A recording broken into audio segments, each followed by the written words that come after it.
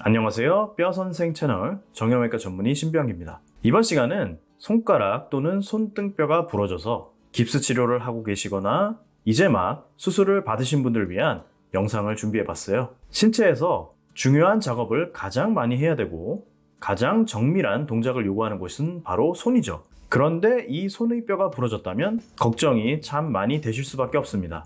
뼈는 잘 붙을까? 이 손 나중에 잘 쓸 수 있을까? 혹시 후유증이 남진 않을까? 정말 많은 걱정이 드실 겁니다. 그런데 안타깝게도 손가락과 손의 골절이 발생했을 때 바로 이 후유증 때문에 고생하신 분들이 참 많습니다. 그것은 바로 관절의 구축, 즉 관절이 뻣뻣해지는 현상입니다. 손가락과 손은 신체 모든 관절 중에서도 특히 골절이 발생했을 때 구축이 가장 흔하게 발생하는 관절입니다. 안 그래도 몸 전체 관절 중에서 가장 부드럽게 움직여줘야 되는 관절이 바로 손관절인데 이게 뻣뻣해지는 거죠. 이는 생활하시는데 매우 큰 불편감을 주게 됩니다. 우리가 깨어있는 시간 동안에 손가락과 손은 항상 쓰고 있죠. 항상 움직이고 항상 무언가를 잡고 항상 무슨 일을 합니다. 그런데 그중 어느 한 손가락이 뻣뻣해져서 잘 굽혀지지도 않고 펴지지도 않는다? 이거 정말 불편해 하십니다.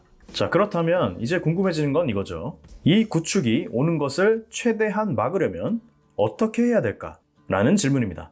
간단히 대답을 드리자면 재활을 잘 하셔야 됩니다. 겠죠? 그렇다면 재활을 잘 하려면 어떻게 해야 되느냐? 이제부터 제가 말씀드릴 두 가지를 꼭 기억하셔야 됩니다. 첫 번째, 주치의 선생님께서 재활을 시작하라고 한 시점부터는 곧바로 적극적인 재활을 시작하셔야 됩니다. 주저하지 마시고 재활을 바로 시작하세요. 둘째, 이 뻣뻣해진 관절은 분명 환자분의 기대보다는 더디게 회복될 겁니다. 그렇다 하더라도 반드시 인내심을 가지고 꾸준하게 재활해 주셔야 됩니다. 자, 첫 번째 항목, 재활이 가능한 시점부터 곧바로 적극적인 재활을 하셔야 된다 였습니다. 보통 손가락이 골절되었을 때에는 다른 관절에 비해 비교적 빨리 재활을 하시도록 권유드립니다. 수술을 한 경우에는 심지어 수술 직후부터 바로 손가락을 움직이세요 라고 말씀드릴 때도 있고요. 다소 늦게 재활을 한다 하더라도 다친 후 또는 수술 후 3주 내지 4주가 지난 시점에서는 어떻게든 재활을 시켜드릴 때가 많습니다. 이유는 하나예요. 손가락 관절은 그만큼 빨리 뻣뻣해지기 때문에 이에 대한 후유증을 줄이고자 최대한 빨리 재활하는 거죠. 그런데 이때 생각보다 많은 환자분들께서 재활을 적극적으로 시작하지 못하시고 주저하실 때가 있어요. 일단 다친 지 얼마 안 되었다 보니 움직이기가 좀 겁이 나실 수 있고요. 괜히 빨리 움직이다가 뼈가 안 붙을까봐 걱정이 되시다 보니 재활을 섣불리 시작하지 못하실 때도 많아요.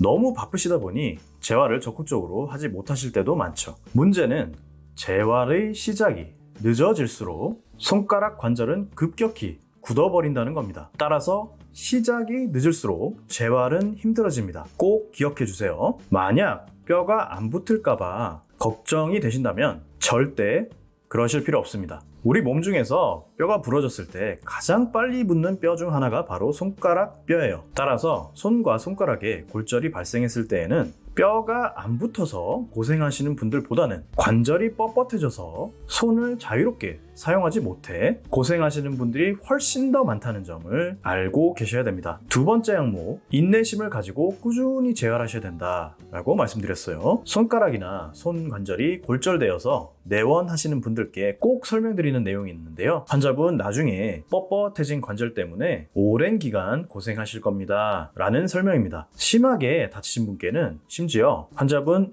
1년 정도는 고생하실 테니 미리 마음의 준비를 하세요 라고 설명드리는 경우도 있습니다. 그만큼 관절 구축은 회복이 더딜 때가 많습니다. 손 관절은 아무리 빨리 재활을 시작한다 하더라도 어느 정도의 구축은 항상 찾아옵니다. 그리고 생각보다 더디게 회복될 때가 많죠. 그렇다 보니 환자분들께서 굉장히 힘들어하실 때가 많습니다. 하지만 그렇다 하더라도 운동 범위를 늘리는 재활을 절대 포기하시면 안 되며 인내심 있게 꾸준히 해주셔야 돼요. 재활의 방법은 여러 가지가 있습니다만 저는 주로 환자분들께 온수를 이용한 재활을 강조드립니다. 따뜻한 물 안에 들어간 관절은 공기 중에 있을 때보다 더 유연해지기 때문입니다. 방법은 쉬워요. 대야 같은 곳에 따뜻한 물을 담아 놓으시고 그 안에 손을 몇 분간 담가 놓은 뒤 그 따뜻한 물 안에서 손가락을 움직이며 재활하는 거죠. 처음에 자신이 없으시면 이 다친 손가락을 스스로 조금씩 굽혔다 폈다 시도를 해주시면 됩니다. 그런 다음 조금 부드러워졌다 또는 조금 자신감이 생겼다 하시면 반대편 손을 이용해서 손가락을 붙잡고 최대한 굽혀주고 다시 최대한 펴주는 거죠. 가능하다면 최대한 굽힌 채로 10초에서 30초 정도 버텨주셨다가 다시 반대로 최대한 편 뒤 또 10초에서 30초간 버텨주시는 방법이 좋습니다. 그리고 이를 계속 반복하시는 거죠. 중요한 것은 이 재활을 따뜻한 물 안에서 하시는 겁니다. 또 다른 방법은 파라핀 치료를 이용하는 건데요. 병원에서 파라핀 물리치료를 받으시거나 아니면 댁에서 자가로 파라핀 치료를 시행하셔서 다친 손에 열기를 쐬어준 뒤 재활하시는 방법입니다. 역시 좋은 방법이에요. 막상 재활을 시작하시게 되면 두 가지가 힘드실 거예요. 첫 번째, 관절이 재활을 해서 좀 부드러워지나 싶다가도 시간이 조금 지나면 금방 다시 또 굳어버릴 겁니다. 두 번째, 다친 관절을 처음으로 재활하면서 움직이게 되면 그 관절이 퉁퉁 부을 거예요. 또한 어느 정도의 통증도 있을 겁니다. 하지만 그렇다 하더라도 절대 재활을 중단하시면 안 됩니다. 포기하지 않고 꾸준히 재활해 주세요.